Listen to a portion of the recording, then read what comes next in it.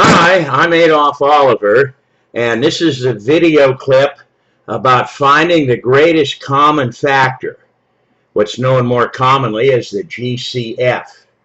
Now, you may have done things like this before, but we need to review it again here because the GCF is important in the factoring business, and that's what we're going to be getting into more.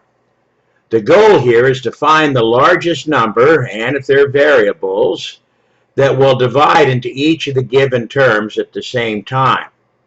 So let's look at some examples here. We simply have terms separated by commas here. There's two terms here. One is an 18, the other is a 22. What we want to find is the largest thing that will divide into both of these at the same time. Now, if you've done this before, you instantly know what it is. But let's point out to you here that one of the things I can do is say this 18 is 2 times 9, and this 22 is 2 times 11. Now, the 11 and 9 are not common. They're different. But what is common between those is a common 2. So we can divide each one of these terms by 2, and that is the GCF. So here we go. Let's underline these guys. That's what's common. GCF equals 2. Okay, same idea as we go along here in the next example. Numbers are a little bit bigger, but if you look at these guys, 42 and 36, you should be able to realize that 6 will divide into both of these. So if we just kind of made a little note of this like we did before, 42 is 6 times 7, and 36, of course, is 6 times 6. Well, okay. One of these 6's is common to both. Let's say these guys right here. The other 7 and the 6 then don't match up. So the biggest thing we can divide into both of these at the same time is this one common 6. So from this, we'd simply say the GCF equals 6. Okay, now, of course, you can have more than just 2 terms. You can have as many as you want, really. But the idea is the same. And looking at these, I think you can see that 5 will divide into all of them. But again, just playing our little comparison here, 25, of course, is 5 times 5.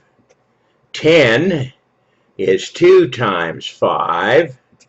And 20 is 4 times 5. Okay, well, looking at these guys carefully, we can see that there is a common number that occurs in all of them. That's one of these 5's. So it is our GCF here.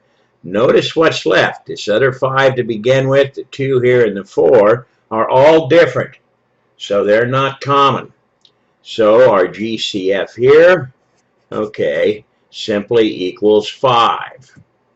Okay, well now let's start throwing in some variables into what's going on here. So here's our first example with some variables in it. Notice now, and the variables, by the way, are much easier than the numbers.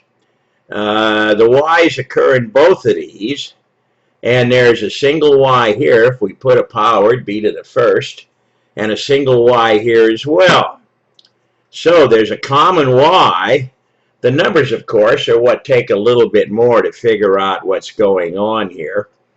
Let's see, 35 and 42. 35, we could break up into 5 times 7.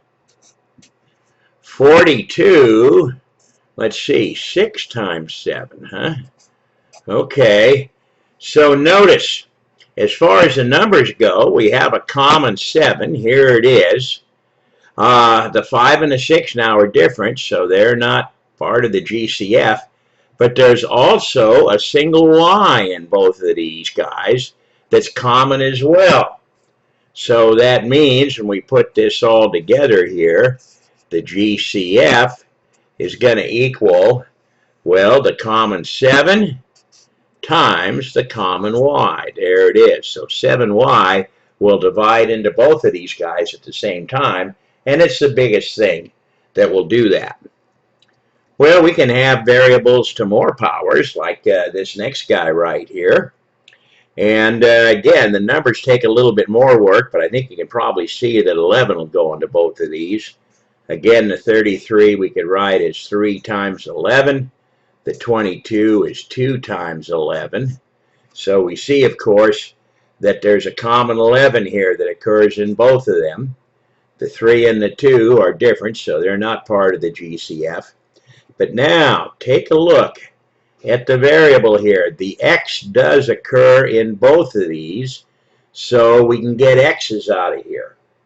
Now, the variables again are the easiest because the limit of the number of x's you can get is the x that has the lowest power.